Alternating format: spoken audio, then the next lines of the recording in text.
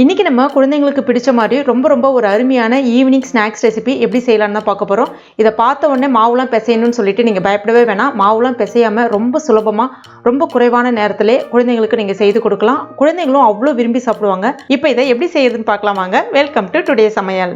முதல்ல உள்ளே வைக்கக்கூடிய ஸ்டஃபிங் ரெடி பண்ணிக்கலாம். அதுக்கு ஒரு கடாயில் 2 ஸ்பூன் அளவுக்கு எண்ணெய் சேர்த்துக்குங்க. எண்ணெய் காஞ்ச பிறகு ஒரு 1/4 டீஸ்பூன் கடுகு சேர்த்துக்குங்க. கடுகு பொரிஞ்ச பிறகு கொஞ்சமாக கருவேப்பிலை இலைகள் சேர்த்துங்க. கூடவே ஒரு மீடியம் சைஸ் பெரிய வெங்காயம் சின்னதாக கட் பண்ணி எடுத்துருக்கா, அதையும் சேர்த்துக்குங்க. சேர்த்துட்டு இப்போ இது எல்லாத்தையுமே நல்லா வதக்கி விட்டுக்குங்க.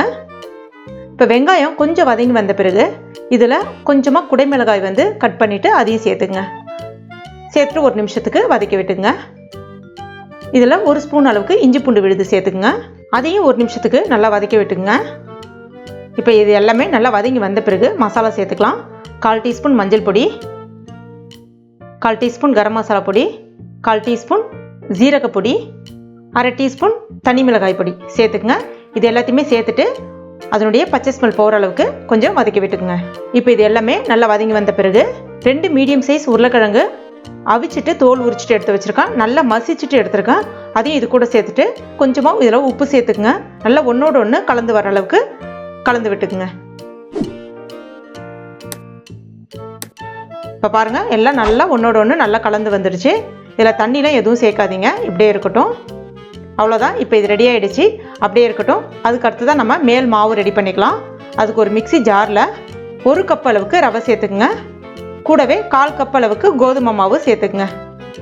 கூடவே 1 டேபிள் ஸ்பூன் அளவுக்கு கடலை மாவு சேர்த்துக்குங்க. இப்போ இதில் ஒரு 1/2 கப் அளவுக்கு தண்ணி சேர்த்துட்டு முதல்ல ஒரு தடவை நல்லா அரைச்சிக்குங்க. அப்போ தான் அந்த ரவை நல்லா அரைப்படும். இப்போ அரைச்சிட்டேன். இப்போ மறுபடியும் 1 கப் அளவுக்கு தண்ணி சேர்த்துக்குங்க. சேர்த்துட்டு நல்ல மாவை நல்லா ஸ்மூத்தாக அரைச்சி எடுத்துக்குங்க. இப்போ மாவு நல்லா அரைப்பட்டுடுச்சு. இதை இப்போ ஒரு பாத்திரத்துக்கு மாற்றிக்குங்க. பார்த்தீங்கன்னா மாவு நல்லா தண்ணியாக இருக்கணும். இப்போ இந்த மேல் மாவுக்கு தேவையான அளவுக்கு உப்பு சேர்த்துக்குங்க.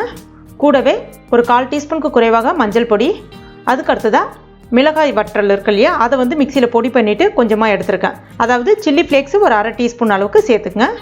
கூடவே கொஞ்சமாக கொத்தமல்லி இலைகள் தூவிக்குங்க. இப்போ இது எல்லாத்தையுமே நல்லா கலந்து விட்டுங்க. இப்போ மாவோட கன்சிஸ்டன்சி இந்த மாதிரி இருக்கணும். தூக்கி விட்டிங்கன்னா இந்த மாதிரி தண்ணியாக விழணும். அடுத்ததான் நம்ம தோசை தவாவில் மாவை ஊற்றிடலாம். இது எல்லா தவாலையும் வரும், அதாவது இரும்பு தவா எல்லா தவாலையுமே வரும். பயப்படாமல் ஊற்றுங்க. சும்மா ஒரு கரண்டி மட்டும் மாவு சேர்த்துட்டு அழகாக இந்த மாதிரி சுழட்டி விட்டுக்கிட்டே வாங்க. நல்லா அருமையாக வரும். ஊற்றும்போது மட்டும், அதாவது மாவு ஊற்றும்போது மட்டும் ஸ்டவ்வை கம்ப்ளீட்டாக சிம்மில் வச்சுட்டு ஊற்றுங்க. இப்போ ஹை ஃப்ளேமுக்கு வச்சுக்கங்க. கொஞ்சமாக எண்ணெய் விட்டுக்குங்க. கொஞ்ச நேரத்தில் அழகாக வெந்துடும். இதை இப்போ திருப்பி போட்டுக்குங்க. ஜஸ்ட் ஒரு 1/2 நிமிஷம் இருந்தால் மட்டும் போதும். அவ்வளோதான். அழகான ஒரு மேல் ஷீட்டு ரெடி ஆகிடுச்சு.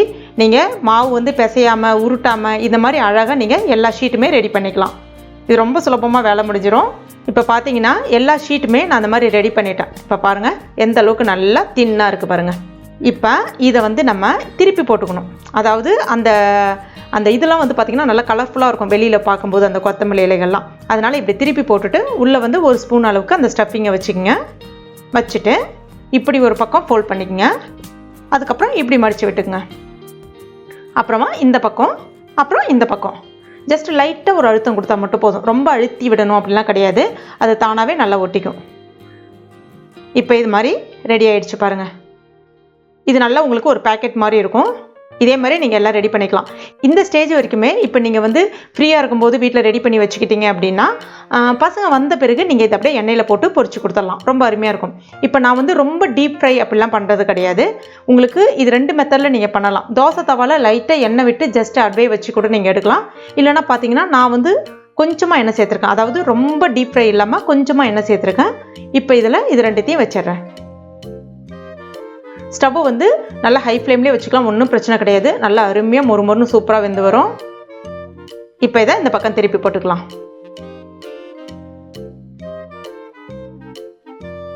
வேணும்னா இன்னொரு தடவை திருப்பி போட்டிங்கன்னா இன்னும் நல்லா உங்களுக்கு சிவந்து நல்லா சூப்பராக வரும்.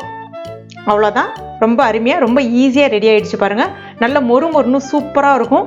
உங்களுக்கே நல்லா தெரிஞ்சிருக்கும் இது எவ்வளோ சுலபமாக செய்து முடிச்சாச்சு அப்படின்னு சொல்லிட்டு. டேஸ்ட்டும் ரொம்பவே பக்காவாக அருமையாக இருக்கும். இது ஒரு ஈவினிங் ஸ்நாக்ஸ் ரெசிபியாக மட்டும் இல்லாமல் ஒரு நைட் டின்னர் ரெசிபியாக கூட சாப்பிட்லாம். இல்லைனா காலையில் ஒரு பிரேக்ஃபாஸ்ட் ரெசிபியாக கூட சாப்பிட்லாம். நல்ல வயிறு திம்முன்னு இருக்கும், சூப்பராக இருக்கும். கண்டிப்பாக உங்கள் வீட்டில் ட்ரை பண்ணி பாருங்கள். ட்ரை பண்ணிவிட்டு மறக்காமல் எனக்கு கமெண்ட் பண்ணுங்கள். இந்த வீடியோ உங்களுக்கு பிடிச்சிருக்கும் நம்புறேன். பிடிச்சிருந்தனா லைக் பண்ணுங்கள். உங்கள் நண்பர்கள் மற்றும் ஃபேமிலி மெம்பர்ஸ் கூடயும் மறக்காமல் ஷேர் பண்ணிங்க. மேலும் இது போன்ற டேஸ்டி ரெசிபிகளுக்கு நம்ம டுடே சமையல் இது வரைக்கும் நீங்கள் சப்ஸ்கிரைப் பண்ணாத நண்பர்களாக இருந்தீங்கன்னா உடனே சப்ஸ்கிரைப் பண்ணிங்க. கூடவே மறக்காமல் அந்த பெல் நோட்டிஃபிகேஷன் சிம்லையும் ப்ரெஸ் பண்ணிங்க. தேங்க்யூ.